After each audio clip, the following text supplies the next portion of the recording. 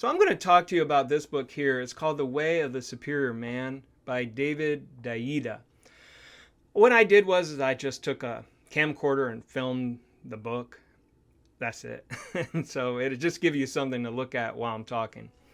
I found that there are certain points to this book that I thought were more important than others, and so that's what I'm going to talk about. The first point I want to discuss is learning to find the humor in the unending emotional drama the feminine seems to enjoy so much.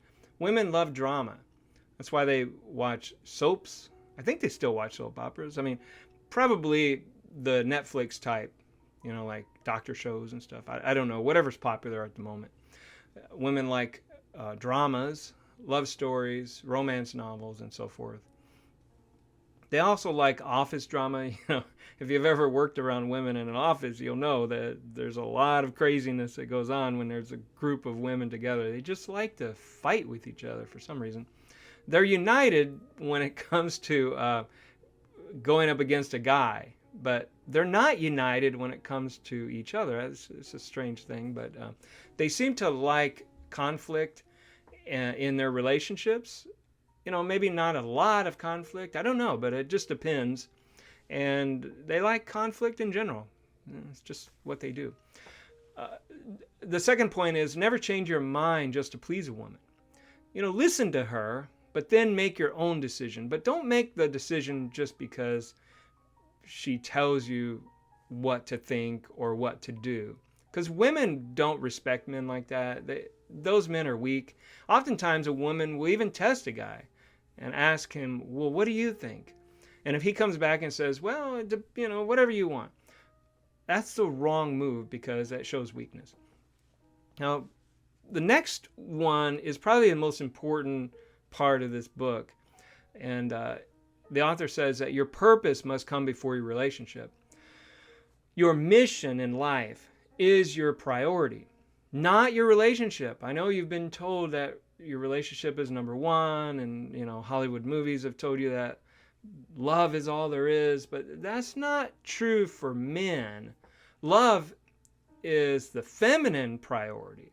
Women place the relationship on top, but men should never do that.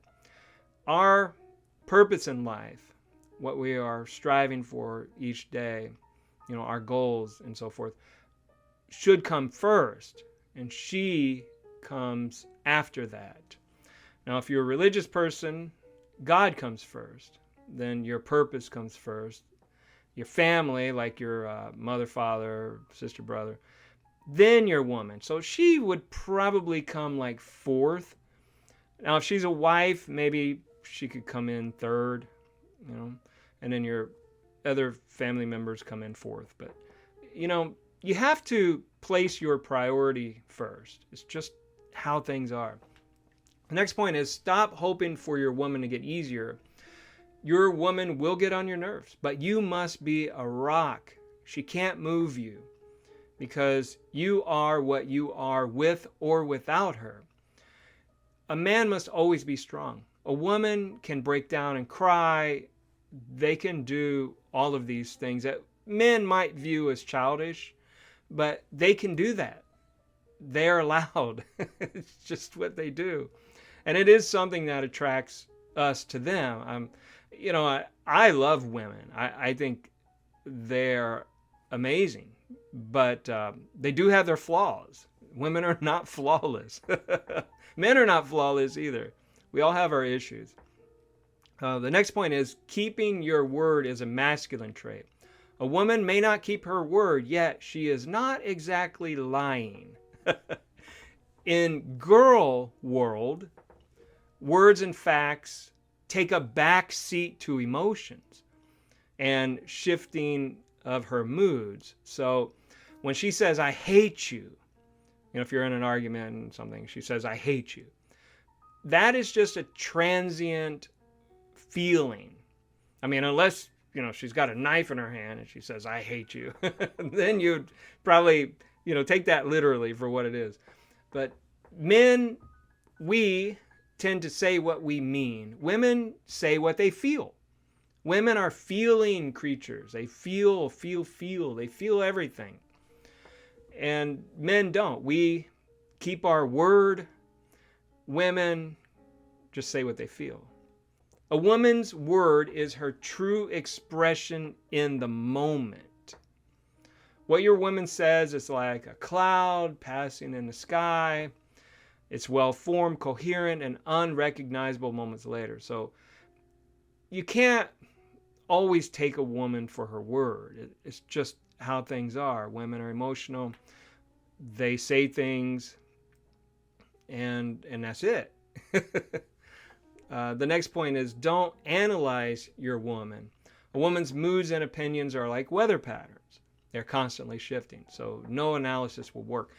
But there are things that are predictable about women, and there are things that women try to, keep a mystery, let's say. But I think there are no true mysteries in the world today, other than maybe spiritual.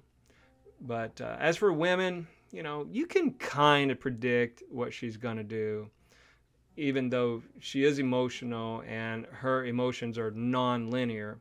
But still, there are ways of figuring her out. Don't force your woman to make decisions. Don't say to her, whatever you want is fine with me. Like she asks, where do you want to go to eat? Oh, wherever you want to go. You don't say that. You have to say, all right, this is where we're going to go. And if she says, no, I don't really like that one, then you say, well, what about this one? And then she's like, yeah, I like that one. Okay, then we'll go there. Always be the rock. When you say, whatever you want is fine with me, that's a statement that a friend would make, not a lover. Here's an interesting one that took me a while to figure out in life. A man's track record means nothing to a woman. So a man could be performing, let's just say he's performing sexually. Really good. I mean, just nailing it for a whole year straight.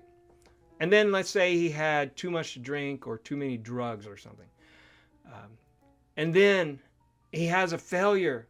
He just can't do it. And then she's like, oh, you're never any good. Or you're always this way. But she doesn't think about all the success you had. All the great sex and lovemaking. She just remembers this one single time that you were too drunk to perform. To the feminine, history is irrelevant. Your past successes mean nothing to her currently. It's just how it is. Something that men have to deal with. Here's another one I thought was interesting. You are always searching for freedom. The masculine is seeking to be released from the constraints in life, and we are searching for freedom. Women, on the other hand, their bliss, their happiness, is not in emptiness, but in fullness. For her, being happy is to surrender to the man.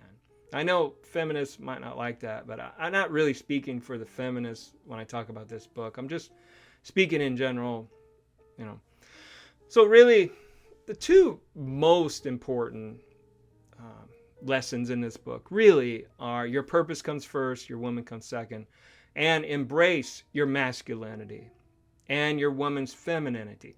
But in society today, it's getting harder and harder for men to embrace their masculinity because it's called toxic.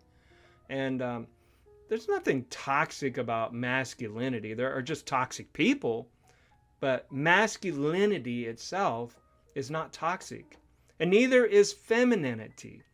There are toxic women, yes, but masculinity and femininity should come together and not be so separated as they are today. Well, I hope you enjoyed this video. I didn't make it to offend anybody. It's just all generalities in this book. So anyway, talk to you later. Bye.